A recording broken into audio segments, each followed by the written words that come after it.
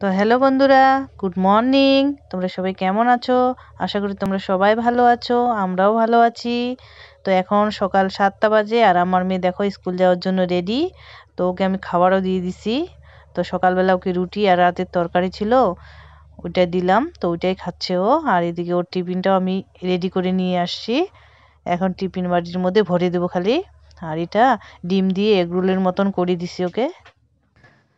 আজকে আমার মেয়েকে স্কুলে আমি নিয়ে যাব, তো তার জন্য আমিও রেডি হয়ে গেছি দেখো। আর ওকে আমি টিফিন বাটিটার মধ্যে টিফিনটা ভরে দিচ্ছি। তো চলো ওকে আগে স্কুলে দিয়ে আসি, তারপরে দেখা হচ্ছে। তো বন্ধুরা, আমি স্কুল থেকে চলে আসলাম, আইসি আমি আগে বিছানাটা তুলে নিলাম। তো মানে আগে তো বিছানা তুলে যাইতে পারি নাই, সকাল সকাল স্কুল তো, তার জন্য ওর জন্য খাওয়া রেডি করতে, ওকে রেডি করে দিতে মানে সময় চলে যায়, তার জন্য বিছানাটা গুছানোর সময় হয় না। তো আইসি এই বিছানাটা গুছালাম। তো আমার বিছানা তোলা সব কমপ্লিট। আর ঘরের মধ্যে কিছু মানে কালকের ভিজা কাপড় ছিল, তো ভিজা কাপড়গুলা সব বাইরে মেলে দিয়ে আসবো। তো আমি আজকে ছাদের উপরে গেলাম না, কেন এগুলো হালকা হালকা ভিজা আছে তো নিচেই শুকাই যাবে, হালকা রোদের মধ্যেই শুকাই যাবে, বেশিক্ষণ লাগবে না, তার জন্য আজকে ছাদের মধ্যে গেলাম না, এখানেই দিয়ে দিলাম।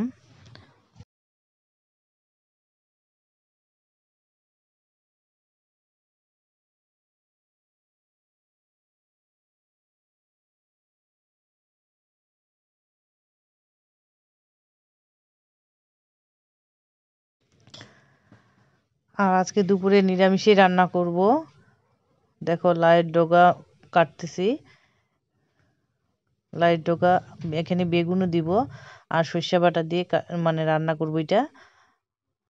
আর কি বলতো বন্ধুরা, রান্না করার আগে যদি সব কিছু রেডি করে নিই তাহলে রান্না করতে কম সময় লাগে, তাড়াতাড়ি রান্নাটা হয়ে যায়। তো আমি সোয়াবিনের প্যাকেটটাও কাটে সোয়াবিনটা ভিজাই দিলাম। তারপরে আলু কোয়াশ একসাথে ছোট ছোট করে কাটে নিব, মানে ওটা দিয়েই সোয়াবিনটা রান্না করব। আর এদিকে লাউ শাকটা রান্না করব, দুইটা তরকারি করব আজকে। আর আমি স্কুল থেকে আইসে ড্রেসও চেঞ্জ করি নাই, হাত মুখ খালি ধুয়ে নিছি। আর এগুলো সব রেডি করে নিয়ে রেখে দিব। স্নান করার পর একবারে সব রান্না করব, মানে রান্নাটা স্নান করার পরে বসাবো। আর সকালবেলা তো সবারই খাওয়া হয়ে গেছে, এখন দুপুরের জন্য একটু দেরি হলেও কিছু হবে না, তার জন্য আগে স্নানটা করে তারপরে রান্নাটা করব।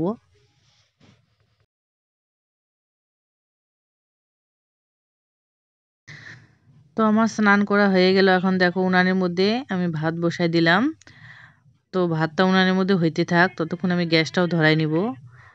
তো দেখো গ্যাসের মধ্যে সয়াবিনটা ভাজি নিচ্ছি। তো সয়াবিনটা ভাজা হয়ে গেছে, এখন নামাই রাখবো, এখানে তরকারিটা বসাই দিব।